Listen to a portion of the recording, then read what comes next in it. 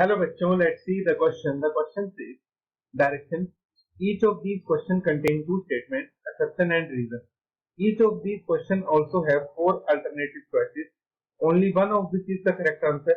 You have to select one of the code A, B, C, D given below. A. Assertion is correct, reason is correct, reason is a correct explanation for assertion. B. Assertion is correct, reason is not a correct explanation for assertion. C. Assertion is correct, reason is incorrect. D. Assertion is incorrect, reason is correct. Now, assertion is given. Aniline does not undergo Friedel-Crafts reaction. Reason: NH2 group of aniline react with AlCl3 Lewis acid base acid to give acid base reaction. तो हमें ये बताना है कि assertion और reason में क्या relation है. इसलिए सबसे पहले हम बात करते हैं about the key concept. Key concept, which is Friedel-Crafts reaction is given as. हमारे पास फ्रीडल-क्राफ्ट की दो रिएक्शन होती हैं जिनको हम कुछ इस तरह से देखते हैं. हमारे पास रिंग के ऊपर कोई ग्रुप होगा, वो ग्रुप प्लस एम भी हो सकता है, माइनस एम भी हो सकता है. अगर हम इस ग्रुप में ऐड कर दें Rx in the presence of AlCl3 तो हमारे पास क्या होगा, रिंग के ऊपर R ग्रुप सब्स्टिट्यूट हो जाएगा. वो ऑर्थो पैरा मेटा कहीं भी हो सकता है, डिपेंड करता है कि G का नेचर कैसा है. इसको तो हम कहते हैं एल्काइलेशन. और दूसरे में हम क्या करते हैं, हम रिंग में ऐड करते हैं RCOCl साथ में AlCl3 और इस केस में रिंग के ऊपर COCH3 ग्रुप ऐड होता है. इसको हम बोलते हैं एसाइलेशन. तो ये हमारे पास होती है फ्रीडल-क्राफ्ट की रिएक्शन. अब कहता है अगर हम इस G की जगह पे NH2 को ले लें तो ये दोनों रिएक्शंस नहीं है. ना तो फ्रीडल-क्राफ्ट एल्काइलेशन होता है, ना ही एसाइलेशन होता है. अब ऐसा क्यों होता है? जैसे कि आप देख सकते हैं, in both these reaction we use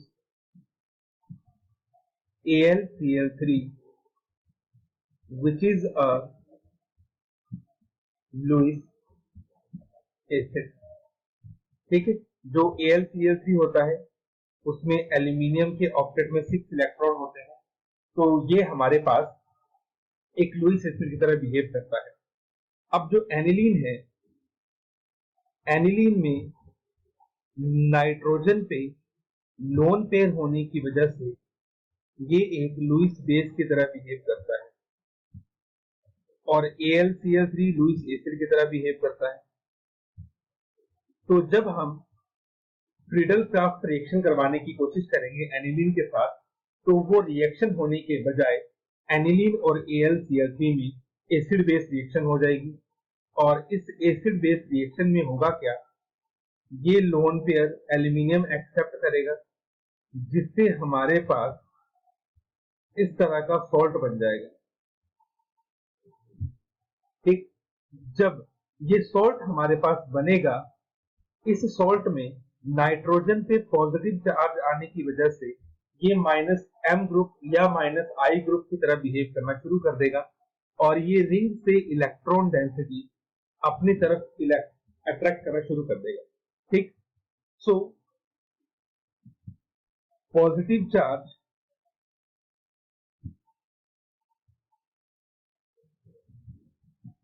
on nitrogen make ring electron deficient,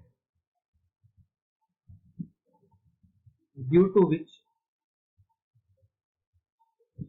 electrophiles do not attack on ring. Friedel craft जो रिएक्शन होती है वो एक इलेक्ट्रोफिलिक रिएक्शन होती है। तो अगर हमारे पास एसिड बेस रिएक्शन से सॉल्ट बन जाएगा तो नाइट्रोजन पे पॉजिटिव चार्ज आएगा, इससे वो रिंग को डेफिशिएंट कर देगा और रिंग पे इलेक्ट्रोफाइल अटैक नहीं करेगा। अगर रिंग पे इलेक्ट्रोफाइल अटैक नहीं करेगा तो ना तो एल्काइलेशन होगी ना ही एसाइलेशन होगी। तो इस तरह से दोनों ही रिएक्शन जो है एनिलीन को नहीं कर पाता। तो असर्शन में ये कह रहा है aniline does not undergo Friedel craft reaction, तो ये स्टेटमेंट हमारे पास सही है। दूसरा रीजन में ये कह रहा है NH2 group of aniline react with Al3 to form acid base reaction, ये भी सही है। तो यहाँ पे असर्शन भी करेक्ट है, रीजन भी करेक्ट है और रीजन एक्सप्लेन भी कर रहा है असर्शन को। तो इसका मतलब ऑप्शन डी रॉन्ग हुआ, सी रॉन्ग हुआ, डी रॉन्ग हुआ, ऑप्शन ए हमारे पास करेक्ट है। तो our final answer is option A, assertion is correct, reason is correct, reason is the correct explanation for assertion. Hope you understood it well. Best of luck.